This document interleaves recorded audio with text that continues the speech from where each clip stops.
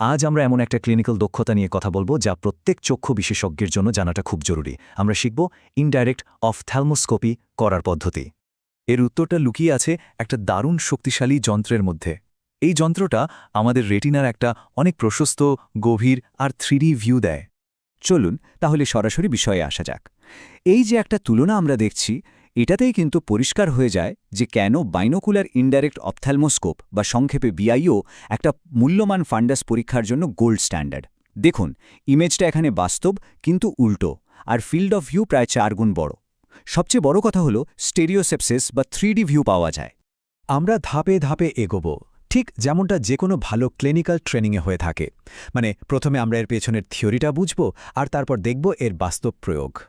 চলুন শুরুতেই এই অসাধারণ টেকনিকটার ইতিহাস আর এর সুবিধাগুলো একটু জেনে নিই। ভাবুন একবার, একটা সাধারণ ধারণা থেকে আজকের এই আধুনিক যন্ত্রে পৌঁছানোর পেছনের মূল কারণটা ছিল একটাই: কিভাবে রেটিনার আরও বেশি অংশ আরও পরিষ্কারভাবে দেখা যায়। এই প্রয়োজনটাই এই যাত্রাকে এগিয়ে নিয়ে গেছে। এখন আমরা এর সবচেয়ে গুরুত্বপূর্ণ অংশটা নিয়ে কথা বলবো, মানে এর পেছনের অপটিক্স বা ফিজিক্স।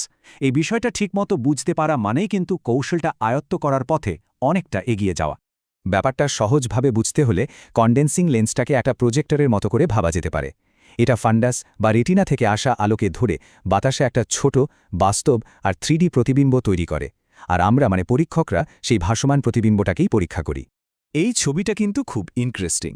এখানে খুব সুন্দরভাবে দেখানো হয়েছে যে কনডেন্সিং লেন্সটা আসলে দুটো আলাদা কাজ একসঙ্গে করে।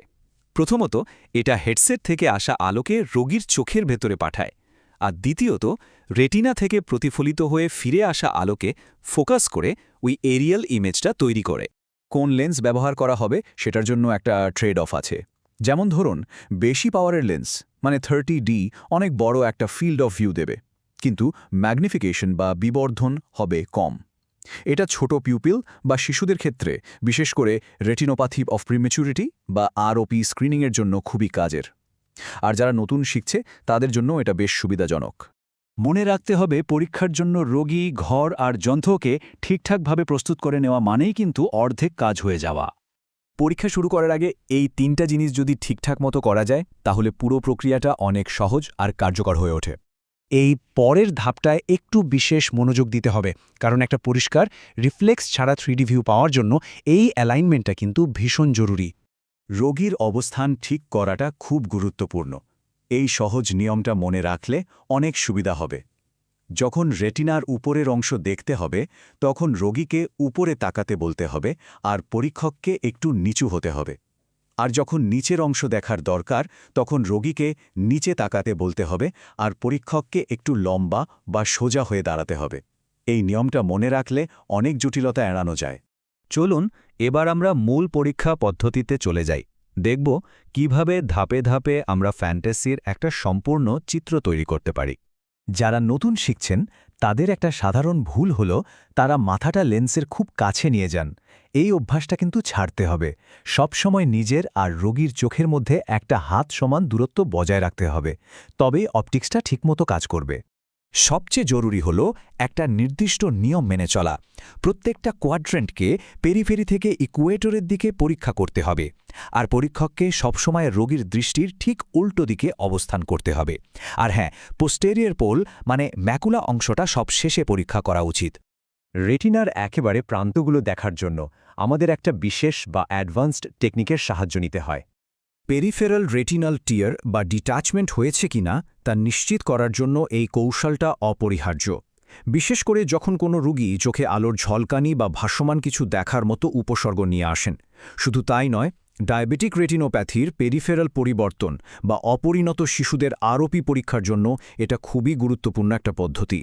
এই কৌশলটায় সফল হওয়ার মূল চাবিকাঠি হল নিখুঁত অ্যালাইনমেন্ট, মানে পরীক্ষক, রোগীর দৃষ্টির দিক এবং ডিপ্রেসর এই তিনটেই একই সরল রেখায় বা অক্ষে থাকতে হবে। চলুন আমাদের আলোচনার শেষে এমন কিছু টিপস আর সাধারণ ভুল নিয়ে কথা বলি, যেগুলো জানলে এই কৌশলটা শেখার প্রক্রিয়াটা আরও দ্রুত হবে। এখান থেকে একটা জিনিস খুব পরিষ্কার বোঝা যায় যে সামান্য কিছু পরিবর্তন বা অ্যাডজাস্টমেন্ট করলেই কিন্তু ছবির মান এবং রোগীর আরামের ক্ষেত্রে একটা বিরাট পার্থক্য তৈরি করা সম্ভব। সুতরাং মূল কথাটা হলো, এটা শুধুমাত্র একটা পরীক্ষা করার কৌশল নয়, এটা রোগ নির্ণয় এবং সার্জারি দুটোরই একটা ভিত্তি। এই দক্ষতাটা একবার আয়ত্ত করতে পারলে রোগীর দৃষ্টিশক্তি বাঁচানোর ক্ষেত্রে আমাদের ক্ষমতা অনেকখানি বেড়ে যায়। এখন প্রশ্ন হল, এই নতুন দক্ষতা দিয়ে প্রথম কোন প্যাথোলজিটা চিহ্নিত করা হবে? नीचे 5,000 लौटे दिख जाना चाहिए।